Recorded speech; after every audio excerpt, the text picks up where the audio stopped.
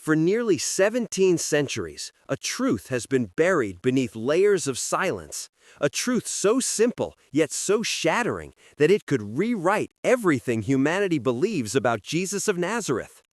Have you ever felt that something about the divine has been deliberately kept from you? That the official story, repeated endlessly from pulpits and written in sacred texts, feels incomplete, as if someone carefully edited out an uncomfortable piece of the puzzle? Stop for a moment and imagine this. Everything you thought you knew about the real life of Jesus, his family, his humanity, his relationships, is only a fraction of the truth. What if there existed undeniable historical and archaeological evidence that had been systematically hidden for over 1,700 years? What follows is not speculation, nor a modern conspiracy. It is a fully documented and archaeologically verified truth that has been silenced by the most powerful religious institution in history, the Church itself. For centuries, councils, emperors, and theologians worked together to shape a narrative, a version of Christianity that was safe, uniform, and politically convenient. Yet buried beneath this polished story were ancient texts, forbidden gospels, that dared to reveal a Jesus who was not just divine, but profoundly human. These lost writings described him surrounded not by ethereal mystery, but by the warm, complex presence of a real family. Brothers who walked beside him, ate with him, worked with him, and argued with him.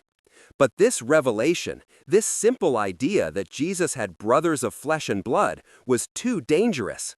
It threatened the fragile theological architecture being built, one that depended on the perpetual virginity of Mary and on the divine isolation of Jesus. So, the evidence was buried. The texts were branded heresy. The people who read or copied them were exiled, silenced, or destroyed. The Church created an official version of truth, and all else was condemned to oblivion. And yet, fragments survived. Whispers in forgotten languages, hidden in the sands of Egypt and the catacombs of Jerusalem. Small, fragile manuscripts that spoke of James, Joseph, Judas, and Simon, the brothers of Jesus. They were not allegories, not metaphors. They were men, his family. These names appear in the forbidden Gospels with precise detail. Their personalities, their roles, their conversations. They reveal a world that feels startlingly human, a world where divinity and domestic life coexist, a world where Jesus was not only a teacher and savior, but also a son and brother. For the early church, this was intolerable. How could a divine savior have shared the dust and laughter of an ordinary household? How could the Virgin Mary have lived as a wife, raising children after Jesus' birth? The answer was simple. She couldn't, not if the institution wanted to preserve its power. So, truth became a threat, and threats were erased. Every generation that followed inherited not the full truth, but a carefully redacted version of it, one in which the family of Jesus was replaced with theological abstraction. Brothers became cousins, flesh and blood became symbol and metaphor. But something inside you, that quiet unease that whispers late at night, has always known there was more. That inner restlessness, that spiritual itch you can't quite name, is not madness or heresy. It's memory. It's the faint echo of the truth your ancestors once knew before it was forbidden. You are not alone in this hunger. Across the world, millions feel the same pull. The sense that faith has been curated, censored, and simplified for the sake of control. They ask the same forbidden questions. Why did certain texts vanish? Why were others chosen? And who decided what we were allowed to know about our own God? These are not the questions of rebellion. They are the questions of awakening. Because true faith is not afraid of truth. It does not tremble before evidence. It grows stronger in the light of discovery. The story you are about to follow will challenge everything you thought was untouchable. It will not destroy your faith. It will free it. The Church hid the forbidden Gospels that confirmed Jesus had brothers. And for the first time in nearly 2 millennia, those hidden words are about to speak again. For over 1,700 years, the Church has guarded its secrets like a fortress, an empire not only of faith, but of narrative control. Behind stone walls and locked archives, the forgotten Gospels gathered dust, their words suffocated beneath centuries of obedience and fear. These were no wild myths or imaginative legends. They were records, real, historical, and dangerously human. Written by those who knew the earliest followers of Jesus, they painted a portrait that was never meant to see daylight. Imagine the shock of discovery. A Jesus who was not surrounded solely by apostles and angels, but by a living, breathing family. Brothers who grew up beside him in Nazareth. Brothers who would one day become pillars of the early Christian community. James, Joseph, Judas, Simon.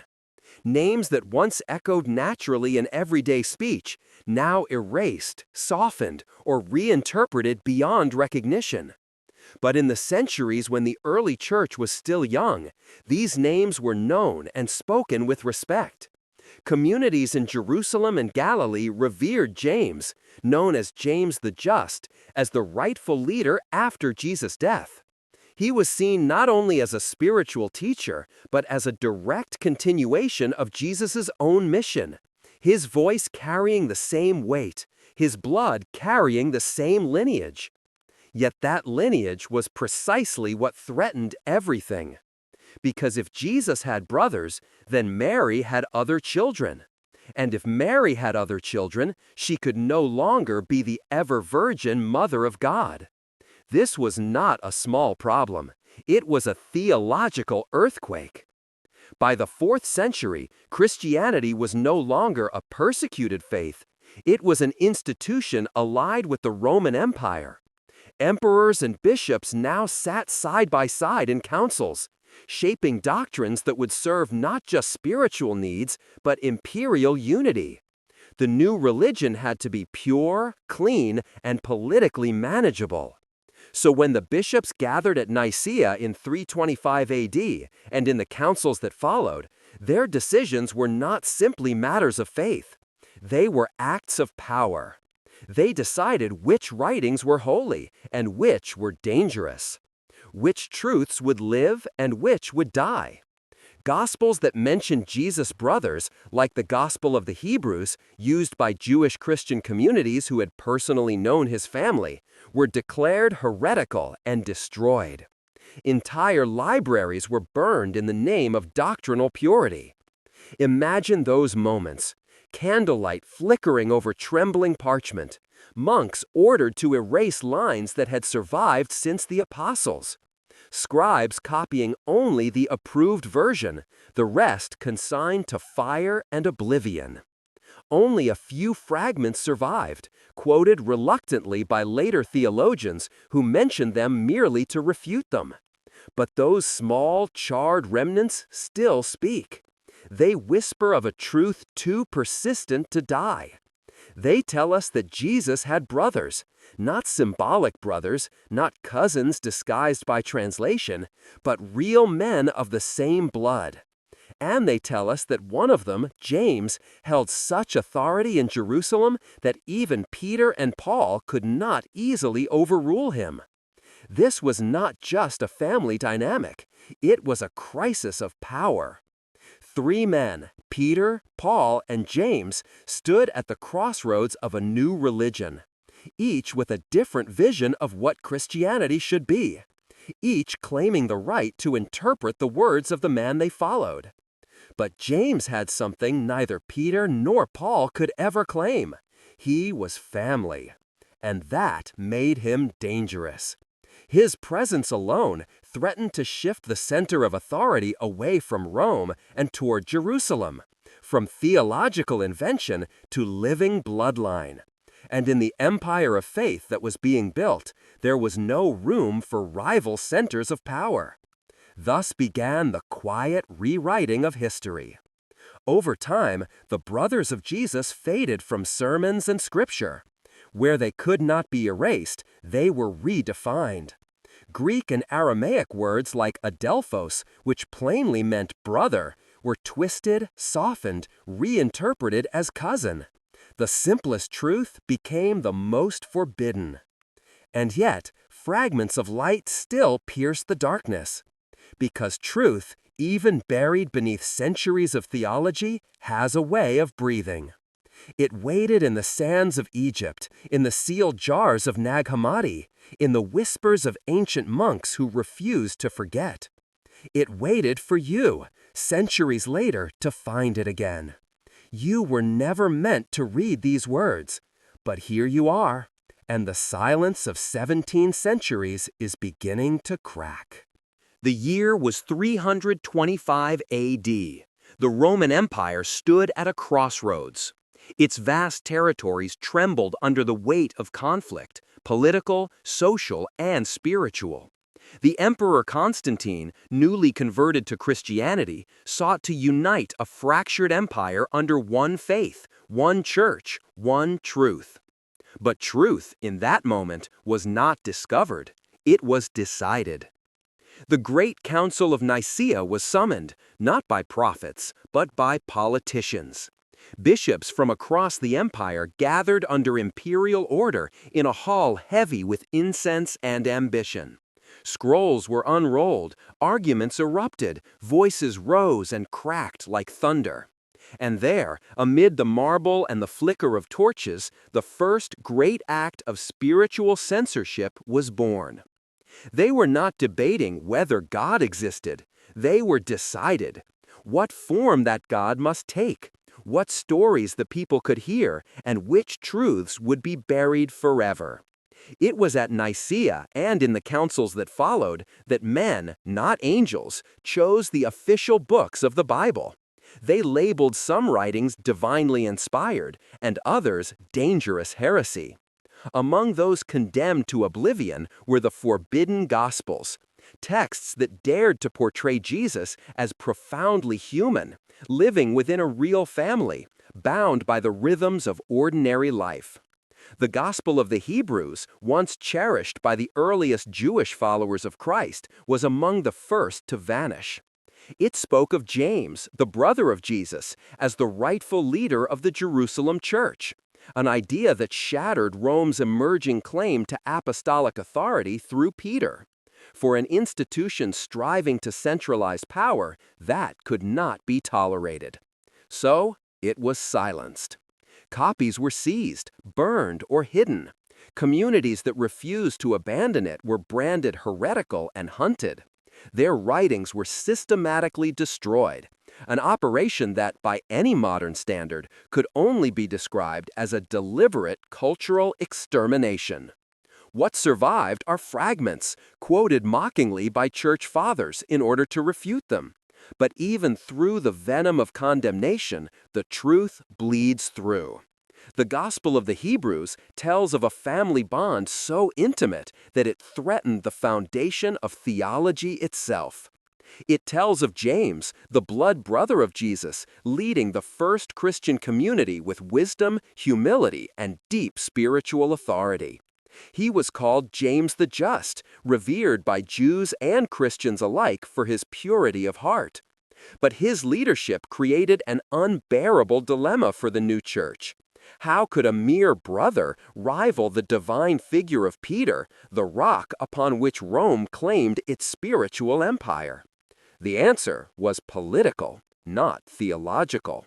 Erase him. Erase the brothers. Erase the blood. From then on, any text that tied Jesus too closely to his humanity was rewritten or forbidden. Brother became disciple. Family became metaphor. Humanity was replaced by myth. Intimacy by distance. But beneath the surface of history, the suppressed truth continued to pulse. For the early believers, those who had walked the same dusty roads as Jesus, the human side of the story was not scandalous, it was sacred. To them, divinity was not an escape from humanity, but its ultimate fulfillment. They saw no contradiction in a Messiah who loved his family, who worked with his hands, who understood the exhaustion of ordinary life. It was only later, when faith became empire, that the human Jesus had to disappear. And so the councils did their work. Century after century, they refined the message, cutting away everything that was too human, too raw, too unpredictable. They built a Christ who fit neatly into doctrine, a Christ of marble and gold, untouchable, flawless, safely distant from the messy reality of human life. Yet somewhere in that long silence, the forbidden words survived. Hidden in clay jars, buried in desert caves, smuggled across generations by monks who feared God more than the wrath of emperors. They waited, patiently, silently, for a world finally ready to listen again. Today, those fragments speak once more. They reveal that the story we inherited was not the whole story. It was the authorized version, shaped by men with power to protect. And if the church could decide which parts of Jesus' life you were allowed to know, then what else might it have chosen to hide? Ask yourself that question. Let it echo in the quiet spaces of your faith. Because once you begin to question, the walls of centuries-old silence begin to crumble. And behind them, a far more human and far more divine truth begins to emerge. Centuries passed. Empires rose and fell. The church grew rich, majestic, and immovable, its cathedrals towering like mountains of stone over the quiet whispers of forgotten truths. The world moved on, convinced that all there was to know about Jesus had been safely written, sealed, and canonized forever. But beneath the sands of Egypt, the truth was waiting. In the winter of 1945, near a small village called Nag Hammadi, a farmer's shovel struck something solid. Beneath the dry earth, he uncovered a sealed jar, ancient, thick with dust, untouched for over 1,500 years. Inside lay a library of papyrus codices bound in leather, their words written in Coptic Greek.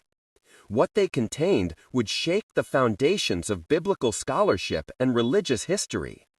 Among those fragile manuscripts were the Gospel of Thomas, the Gospel of Philip, and many other texts once branded heresy and burned by the early church. These were the forbidden Gospels, long believed lost forever.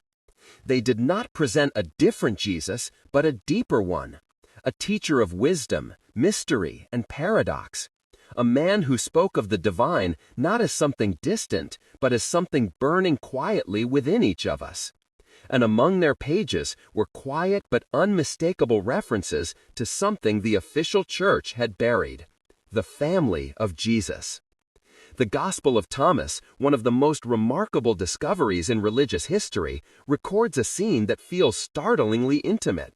In saying 99, those around Jesus tell him, "Your mother and your brothers are standing outside." He replies, "Those who do the will of my Father are my brothers and my mother." For centuries, theologians pointed to this line as proof that his family was metaphorical.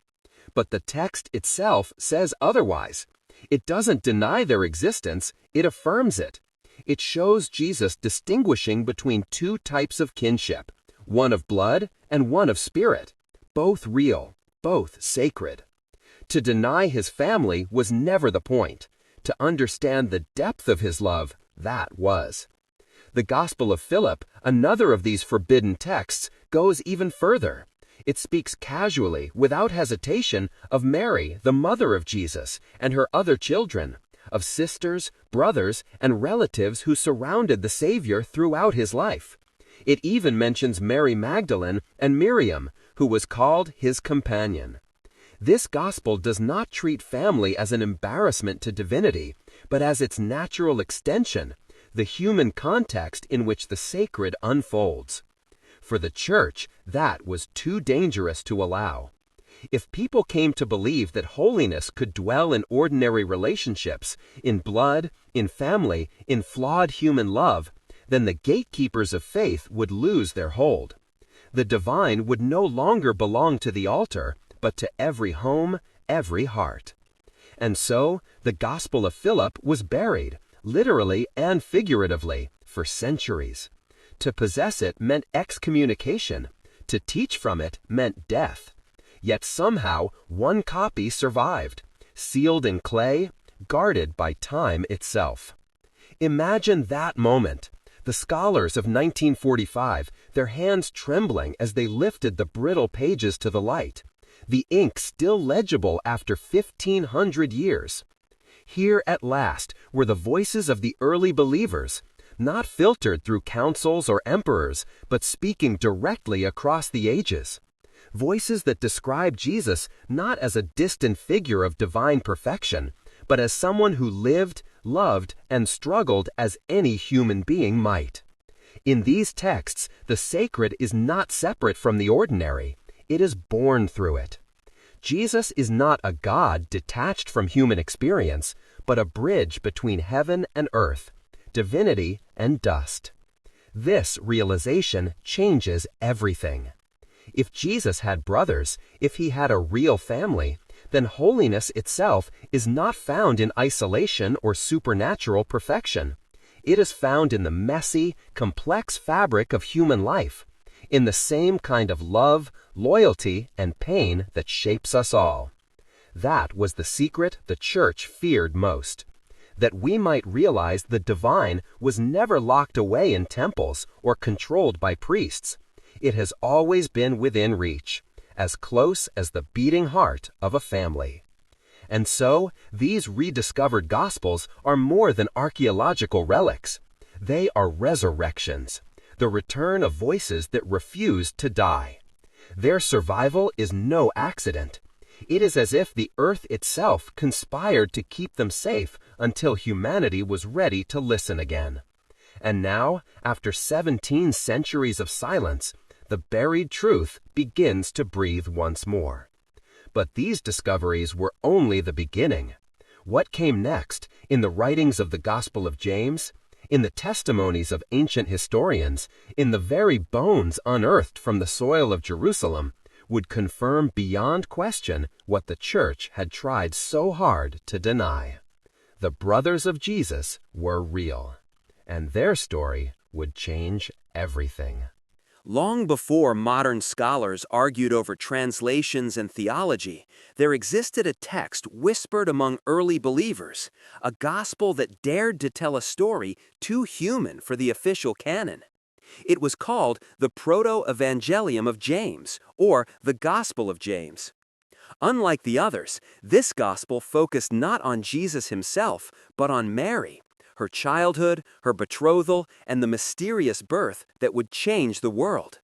It was written, scholars believe, around the middle of the 2nd century A.D., a time when those who had known the apostles still lived, when oral traditions were still alive in the memory of families.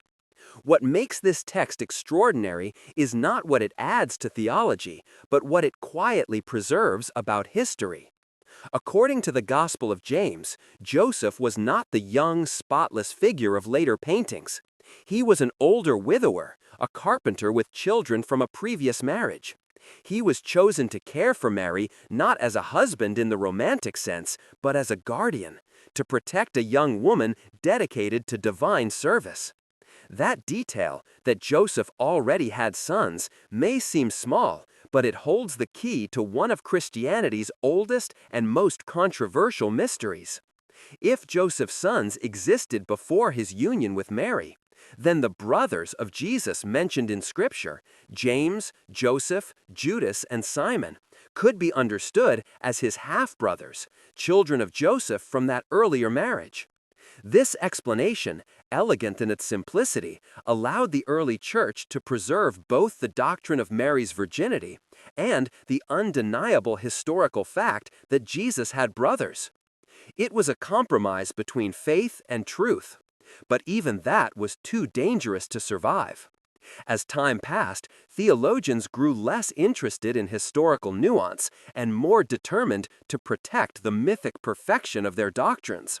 So, even this balanced explanation was quietly buried. The church preferred not to mention the brothers at all. Yet the Gospel of James survived, barely. Banned for centuries, it lived only in fragments, hidden in monasteries, copied by hands that dared not sign their names. The men who preserved it understood what was at stake. If the truth of Jesus' family were forgotten, the human heart of the gospel itself would be lost. But the evidence did not end there. Even outside the walls of the church, in the writings of secular historians, the truth refused to die. In the 1st century AD, a Jewish historian named Flavius Josephus wrote a monumental work called The Antiquities of the Jews. He was no Christian, no follower of Jesus, and certainly no defender of the faith. He was a historian, careful, precise, and politically cautious. And yet, in his record of the events in Jerusalem, he mentions a man named James, described in unmistakable terms as the brother of Jesus, who was called the Christ. Those simple words, the brother of Jesus, echo like a thunderclap across history. Josephus had no reason to invent them. He was not writing theology, he was documenting history. His testimony stands as one of the earliest non-Christian confirmations of Jesus' existence and of his real biological family. Modern scholars have studied this line exhaustively. Its language, style, and context all confirm its authenticity. Josephus used the Greek word adelphos, brother, a term that in classical usage always meant one thing, a sibling born of the same parents. When he wished to describe a cousin or distant relative, he used another word entirely. There is no metaphor here, no symbol, just history. Even the stones of Jerusalem seem to testify. In 2002, an ossuary, a limestone burial box used in the 1st century, surfaced from the depths of an ancient tomb. Its inscription, written in Aramaic, read, "James, son of Joseph, brother of Jesus." Though debate continues among scholars about its exact authenticity, its very existence mirrors the linguistic and cultural patterns of the time. The order of the names, the phrasing, the craftsmanship all align with burial customs of 1st century Judea.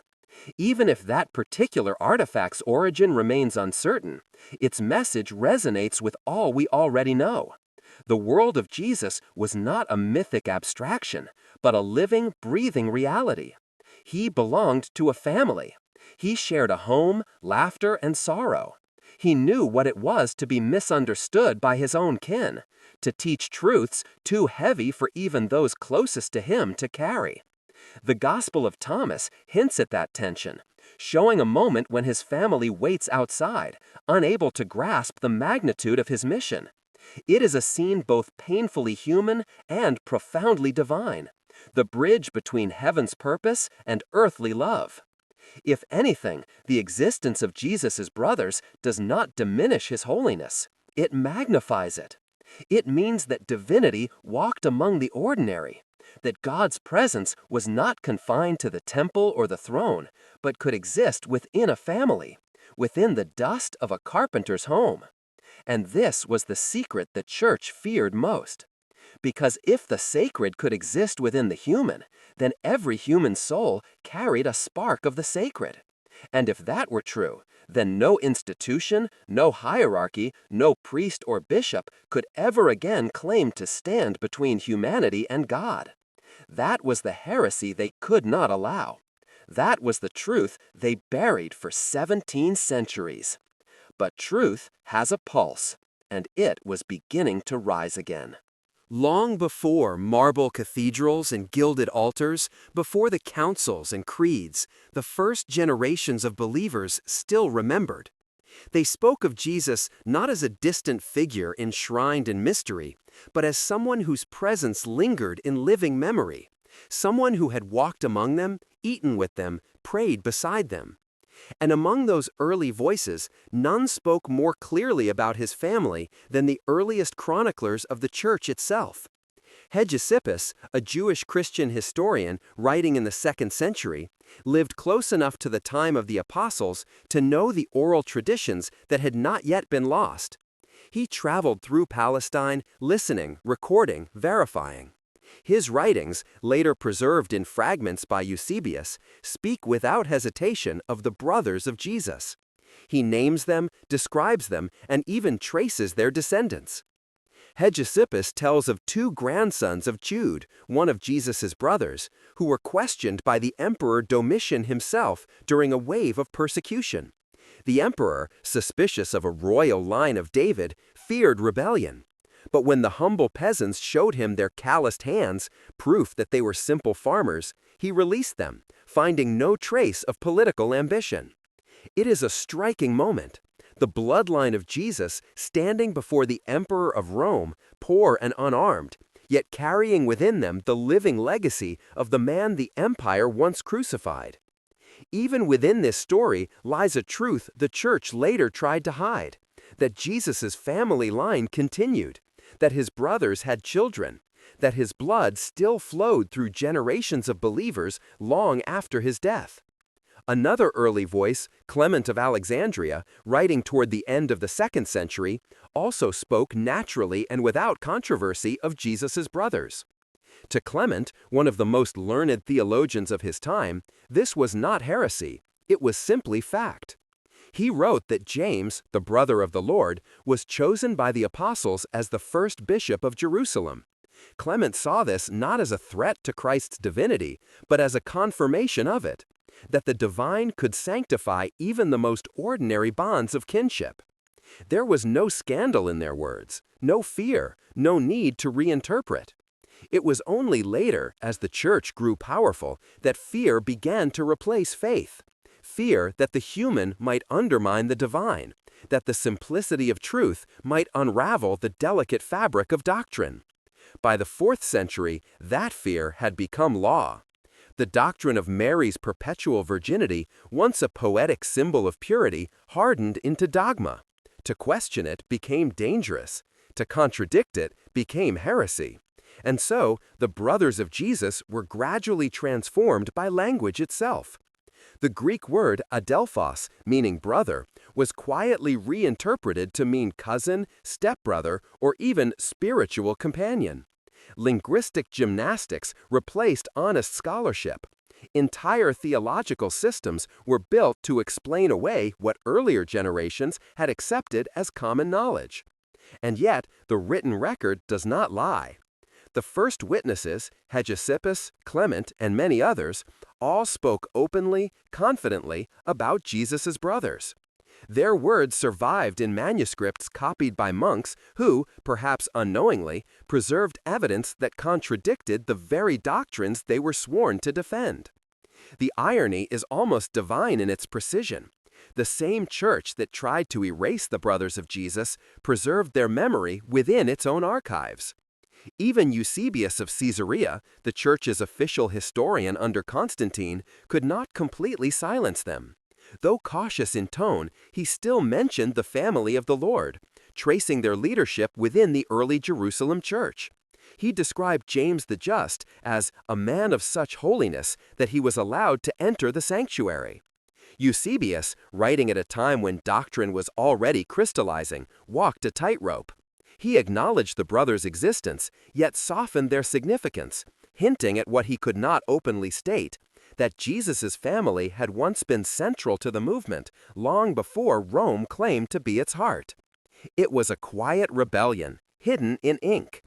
The early witnesses remind us that Christianity was never meant to be a fortress of hierarchy and secrecy.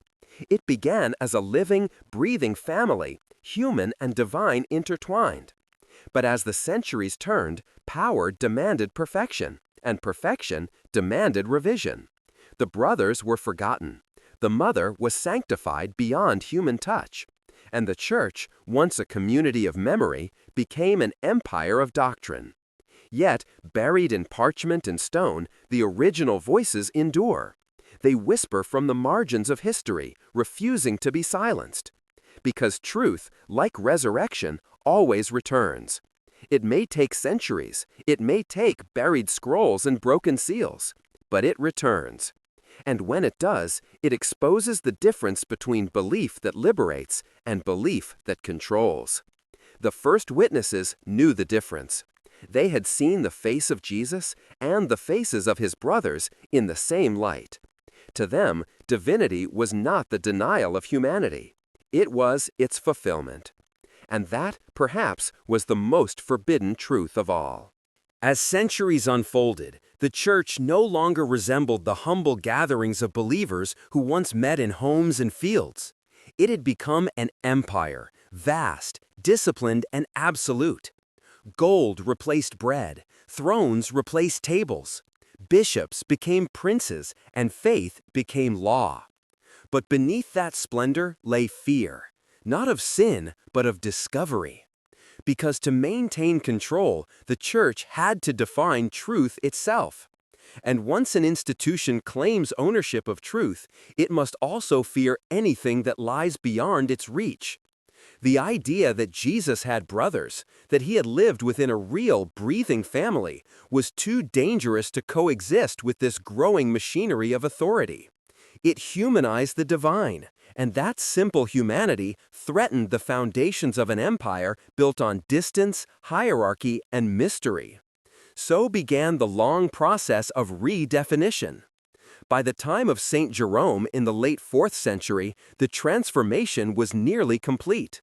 Confronted by the plain words of Scripture, James, Joseph, Judas, and Simon, his brothers, Jerome devised a new interpretation.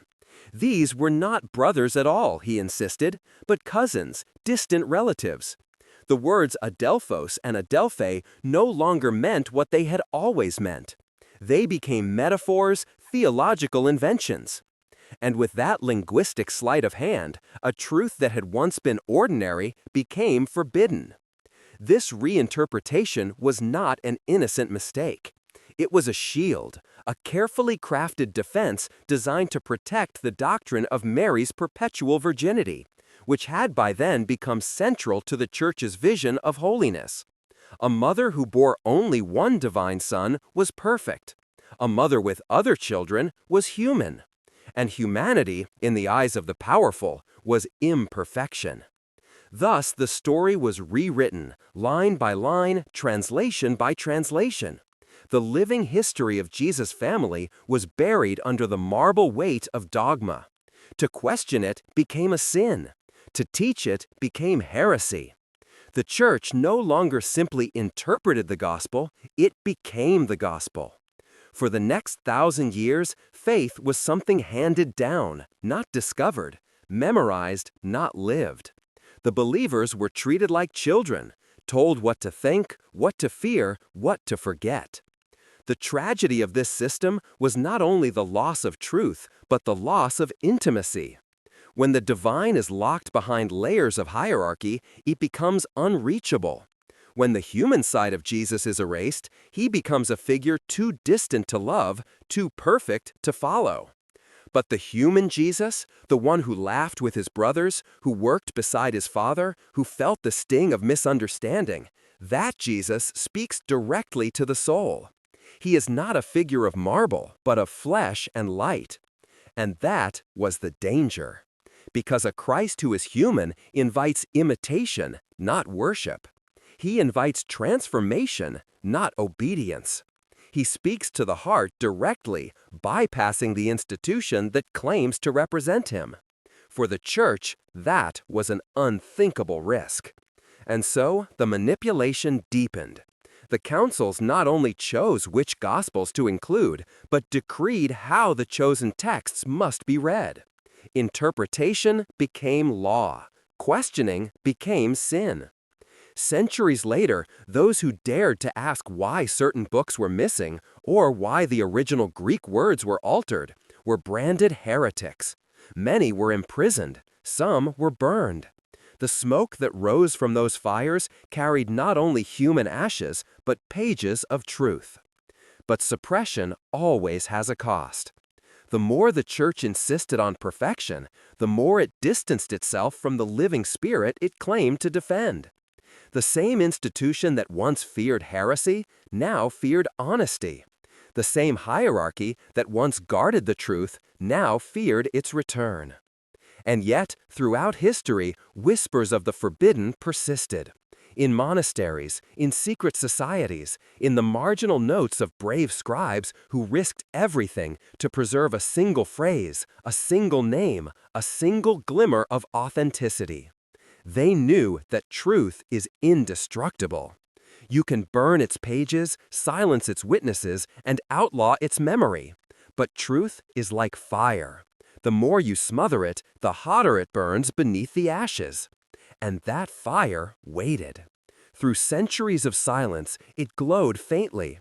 In forgotten scrolls, in the hidden gospels, in the quiet questions of those who dared to doubt.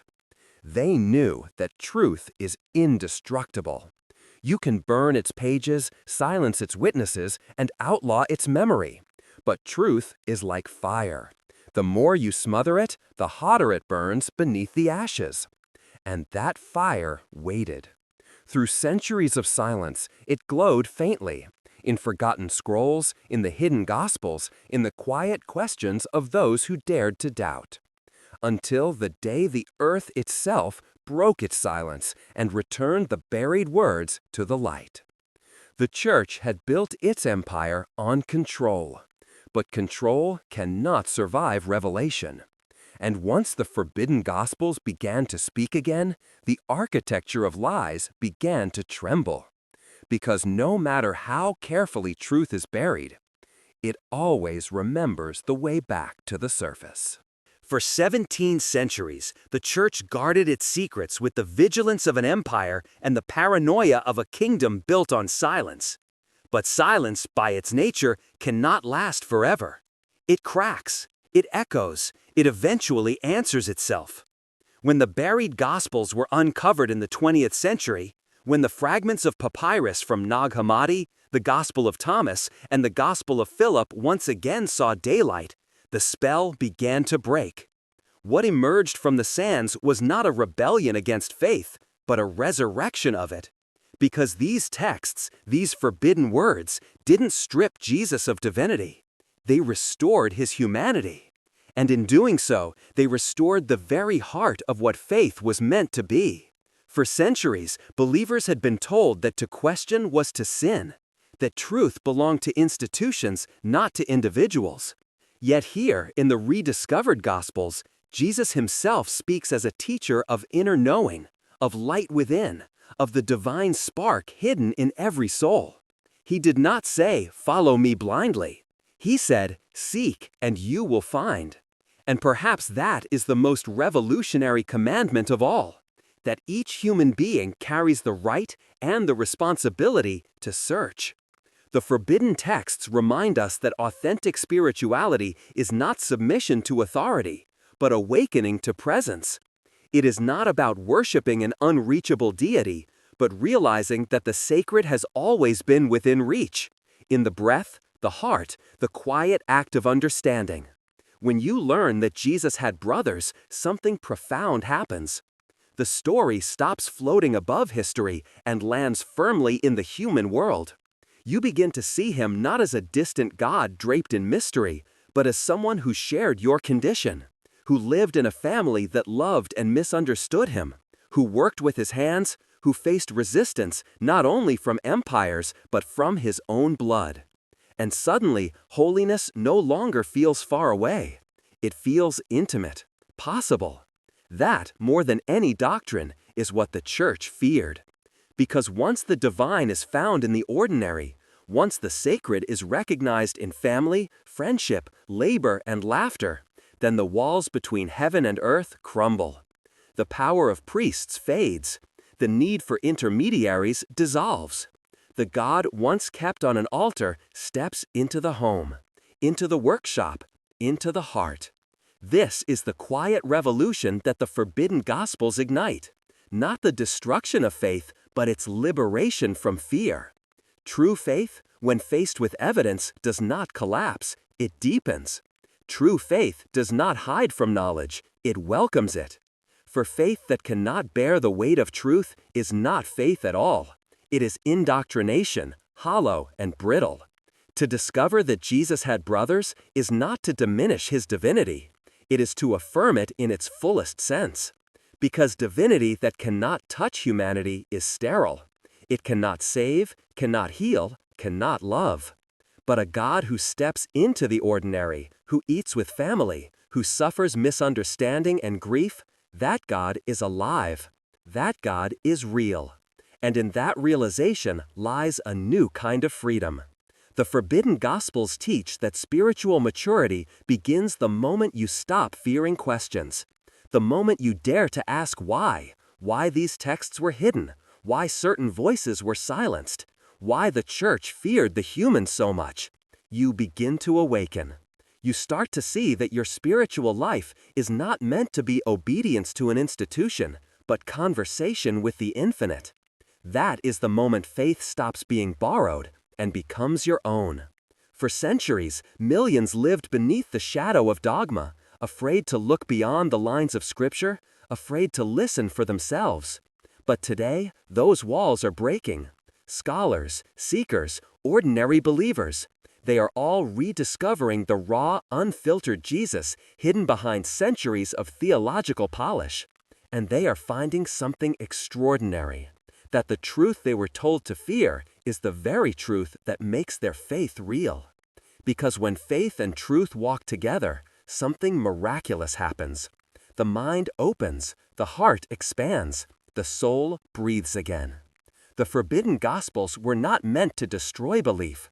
They were meant to save it. From the cages of control, from the fear of doubt, from the illusion that holiness must be perfect and distant.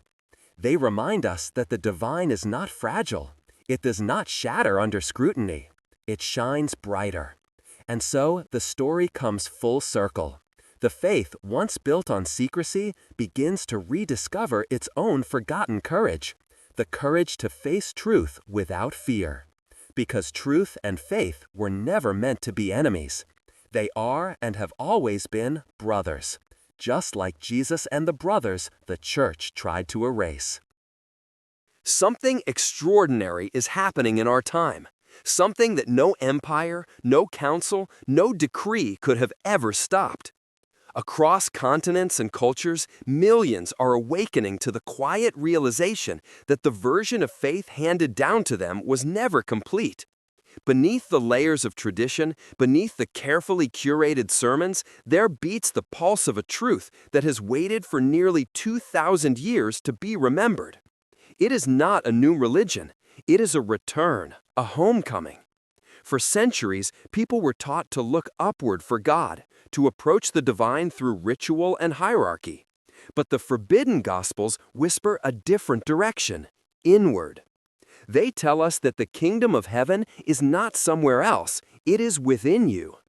When you understand that Jesus had brothers, something inside you shifts. You no longer imagine him as a solitary figure standing apart from humanity, but as one who stood among it, one who laughed, worked, wept, and loved within the same tangle of human bonds that define all of us. He was not untouched by family tension or misunderstanding. He knew the ache of being doubted by those closest to him, the pain of speaking truth to ears not yet ready to hear. And yet, out of that deeply human struggle emerged compassion vast enough to embrace the world. That is the power of truth. It transforms pain into wisdom, humanity into holiness. And so, the rediscovery of the forbidden Gospels does not divide, it unites. It bridges the gap between the divine and the human, between faith and knowledge, between the church that preaches and the heart that listens. Because the real danger was never in knowing the truth. The real danger was in never asking for it. Today, the walls of silence built by centuries of fear are crumbling.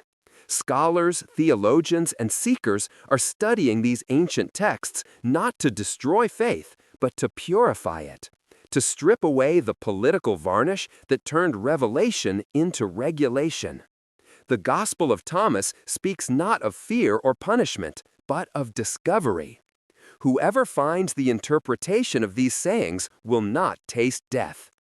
It is an invitation, not to worship blindly, but to awaken consciously. This is the awakening the church could not control. It is not a rebellion of disbelief, but a revolution of understanding. For when people realize that the sacred is not owned by any institution, that God cannot be monopolized by hierarchy or confined to ritual, a quiet revolution begins inside the soul. You begin to see that divine truth does not demand submission. It calls for participation. It asks not for blind obedience, but for living awareness. It asks you to see rather than merely believe. And so, the story of Jesus' brothers becomes more than a historical curiosity. It becomes a mirror. It reflects a deeper truth about us all, that the divine can be born in the ordinary, that the sacred can grow within the imperfect.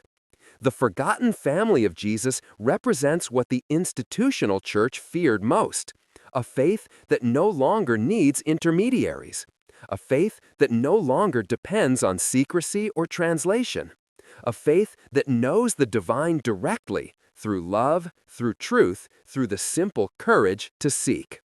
That is why this awakening feels global, unstoppable. From scholars in Europe to monks in Asia, from seekers in South America to thinkers in Africa, the same realization rises, that the sacred and the human were never meant to be enemies. We were always meant to embody both. The church's fear has finally become its prophecy. For in trying to hide the human Jesus, it preserved the hunger that would one day bring him back to life, not as an image on an altar, but as presence in every searching heart. The truth was never lost. It was waiting, in fragments, in whispers, in your own intuition. And now, as the veil lifts, a new kind of faith emerges, one no longer bound by fear, but liberated by understanding. It is its rebirth. The forbidden Gospels are not calling you away from God. They are calling you toward Him, through truth, through courage, through the rediscovery of your own divine inheritance. And perhaps that is what this whole story was meant to reveal all along, that the sacred cannot be destroyed.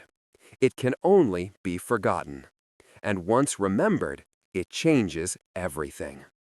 For centuries, humanity was taught that holiness lived only in the unreachable, in saints carved from stone, in stories polished smooth by doctrine, in heavens separated from earth.